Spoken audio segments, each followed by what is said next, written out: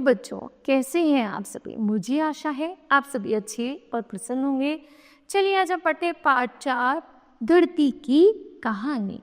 यह एक पत्र है, चलिए इसको पढ़ते हैं। नैनी जय, सन 1930। प्रिय इंद्रा, आज के खत में मैं तुम्हें संसार की मनोहर कहानियां लिखूंगा। तुम जानती हो, जमीन सूरज के चारों तरफ घूमती है और चांद जमीन के चारों तरफ। ऐसे कई और भी गोले हैं जो जमीन की तरह सूरज का चक्कर लगाते हैं। ये सब सूरज के ग्रह हैं। चांद जमीन का उपग्रह कहलाता है, इसीलिए कि वह जमीन के आसपास ही रहता है। दूसरे ग्रहों के भी अपने उपग्रह हैं।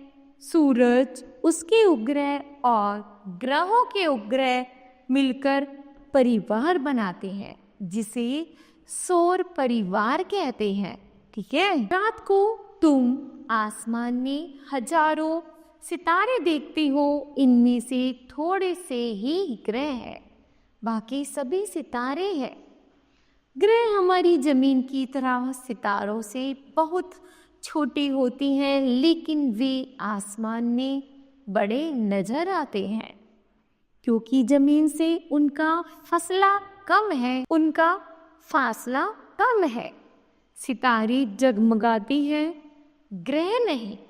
सूरज भी एक सितारा है।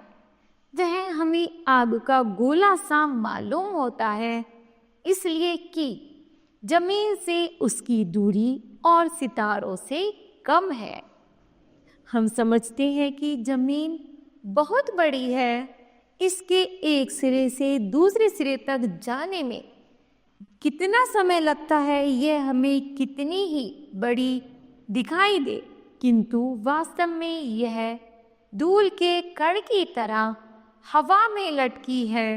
सूरज जमीन से करोड़ों मील दूर है और दूसरे सितारे इससे भी ज्यादा दूर है। हमारी जमीन भी सूरज का एक हिस्सा है जो उससे टूटकर हवा में गिर पड़ी, लेकिन अपने पिता सूर्य से अलग न हो सकी और उसके चारों तरफ चक्कर लगाने लगी। उस जमाने में धरती बहुत गर्म रही होगी। सूरज से बहुत छोटी होने के कारण यह जल्दी ही ठंडी होने लगी। जब यह गर्म थी, तब इस पर कोई जानकर चीज जैसे आदमी, जानवर, पौधा या पेड़ न रह सकते थे। सब चीजें जल जा। जैसे सूरज का एक टुकड़ा टूटकर जमीन हो गया, इसी तरह जमीन का एक टुकड़ा टूटकर निकल भागा और चांद हो गया। बहुत से लोगों का ख्याल है कि चांद के निकलने से जो गड्ढा हो गया वह अमेरिका और जापान के बीच का प्रशांत महासागर है। मगर जमीन को ठंडा होने में भी बहुत दिन लग गए। धीरे धीरे जमीन की ऊपरी तह तो ज्यादा ठंडी हो गई, लेकिन उसका भीतरी भाग गर्म बना रहा। अगर तुम किसी कोयले की खान में घुसो तो जो नीचे उतरो, गर्मी बढ़ती जाती है। शायद तुम बहुत दूर नीचे चली जाओ तो तुम्हें जमीन अंगारे की तरह दहकती मिलेगी। चांद भी ठंडा होने लगा। वह जमीन से ज्यादा छोटा था, इसलिए उसके ठंडे होने में जमीन से कम दिन लगे। जब जमीन ठंडी हो गई तो हवा में जितनी भाप थी वह जमकर पानी बन गई और शायद बारिश बनकर बरस पड़ी। उस जमाने में बहुत ज्यादा पानी बरसा होगा।